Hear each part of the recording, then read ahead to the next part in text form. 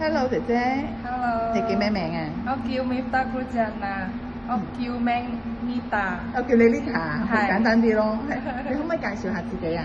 OK，嗯 Hello，我叫名 Nita，嗯今年我32歲。哦，我結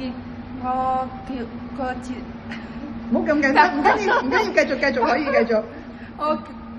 我結咗婚。係啊，跟住咧，我一個仔小朋友，5歲。哦，係，我食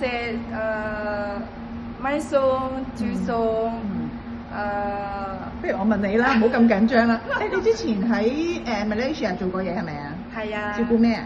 我照顧小朋友，一個小朋友。一個小朋友係幾多歲開始啊？佢2歲。哦，2歲。係 OK，香港咧照顧咩啊？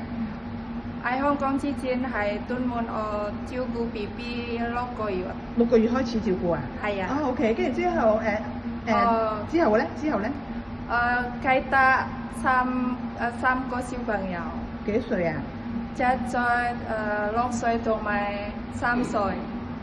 哦，7歲、6歲、3歲，咁你使唔使去買餸㗎？要啊，我買餸同埋煮餸整潔屋企。喺屋企有7個人。有唔好咁緊張，有邊個啊？有咩人啊？3個小朋友，仲有咧？阿嫲、婆婆、先生、太太。哦，好多人喎，真係。係啊。OK，我想問下，咁你識去買餸啦？識唔識自己煮飯啊？係咪每日都係你煮飯啊？我全部煮飯，我自己煮飯。你定係婆婆煮啊？夜晚？我自己煮飯。哦，咁你一煮俾7個加埋你8個人喎，每日。係啊，我自己做。哦，好犀利喎！係啊，我想問下如果同小朋友同房得唔得啊？得。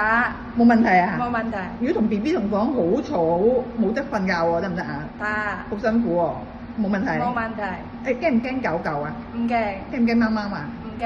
哦，好啊，唔該晒你。唔使，拜拜。